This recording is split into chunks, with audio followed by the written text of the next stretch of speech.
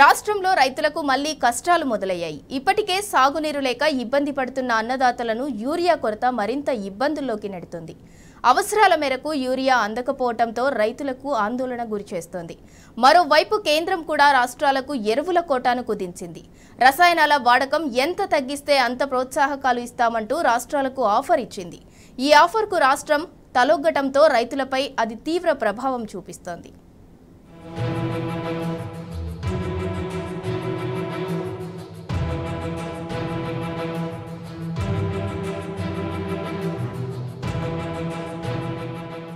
రైతులకు యూరియా కష్టాలు మళ్లీ మొదలయ్యాయి. ఉమ్మడి రాష్ట్రంలో అనుభవించిన కష్టాలు స్వరాష్ట్రంలో కాంగ్రెస్ సర్కార్ హయాంలో పునరావృతమవుతున్నాయి. యూరియా కోసం రైతన్నలు బారులు తీరిన దృశ్యాలే ఇందుకు నిదర్శనం. రోజుకో చోట యూరియా కొరత సమస్య తలెత్తుతోంది. రైతులు యూరియా కోసం మళ్లీ క్యూలైన్లలో నిల్చోవాల్సిన దుస్థితి ఏర్పడుతోంది. ఉమ్మడి రాష్ట్రంలో కాంగ్రెస్ పాలన తరహాలోనే యూరియా బస్తాల కోసం కార్యాలయం ఎదుట రైతులు గంటల తరబడి నిరీక్షించాల్సిన పరిస్థితి నెలకొంది. మొదటి దశలో యూరియా చల్లుకునేందుకు రైతులు ప్రాథమిక వ్యవసాయ సహకార సంఘాలు, ఆగ్రోస్ కేంద్రాలు, ప్రైవేట్ డీలర్లను ఆశ్రయిస్తున్నారు. మరికొందరు రైతులు తమ అవసరం మేరకు యూరియా బస్తాలు అందకపోవడంతో వెనుదిరిగారు.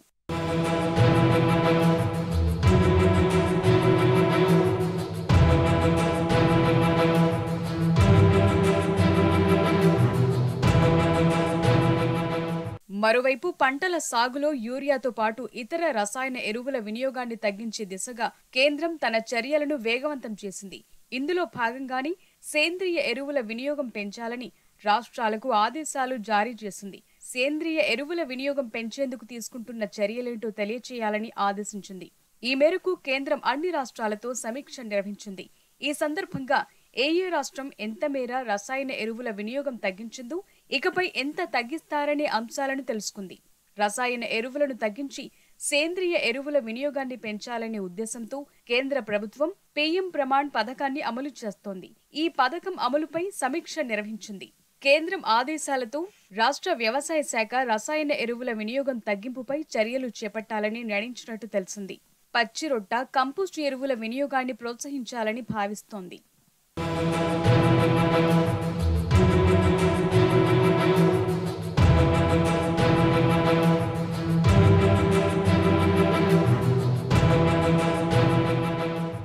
అయితే పీఎం ప్రమాణ్పై ఇప్పటికే అనేక విమర్శలున్నాయి. ఏటా పెరుగుతున్న ఎరువుల సబ్సిడీ భారాన్ని తగ్గించుకునేందుకు కేంద్రం ఈ పథకాన్ని అమలు చేస్తోందనే ఆరోపణలు వినిపిస్తున్నాయి. సేంద్రియ ఎరువుల వినియోగాన్ని పెంచి రసాయన ఎరువుల వినియోగాన్ని తగ్గించాలనే సాకుతో ఎరువుల పంపిణీలో కోత పెట్టేందుకు ప్రయత్నిస్తోంది.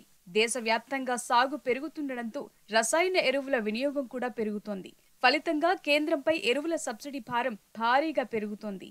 గతేడాది ఎరువుల సబ్సిడీ కోసం కేంద్ర ప్రభుత్వం 1.05 లక్షల కోట్లు కేటాయించగా 2.25 లక్షల కోట్ల సబ్సిడీ ఇవ్వాల్సి వచ్చింది. ఈ ఆర్థిక భారాన్ని తగ్గించుకునే ప్రయత్నంలో భాగంగానే పీఎం ప్రమాణ్ను తెరపైకి తీసుకొచ్చిందనే వాదనలున్నాయి.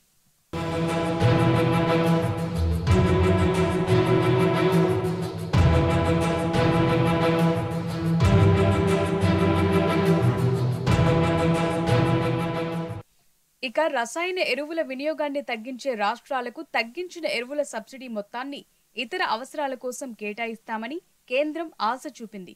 కానీ పీఎం ప్రమాణ్ పథకం తెలంగాణ వ్యవసాయ రంగంపై, రైతులపై తీవ్ర ప్రభావాన్ని చూపుతోందనే ఆందోళనలు వ్యక్తమవుతున్నాయి.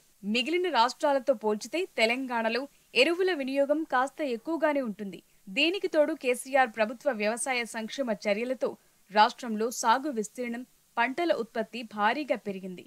ఇందుకనుగుణంగానే యూరియాతో పాటు ఇతర ఎరువుల వినియోగం కూడా పెరిగింది. ఇలాంటి పరిస్థితుల్లో ఇప్పుడు సేంద్రియ ఎరువుల వినియోగాన్ని పెంచి రసాయన ఎరువుల వినియోగాన్ని తగ్గించాలనే కేంద్ర నిర్ణయం రాష్ట్ర వ్యవసాయ రంగానికి గొడ్డలిపెట్టుగా మారుతుందని రైతులు ఆందోళన వ్యక్తం చేస్తున్నారు.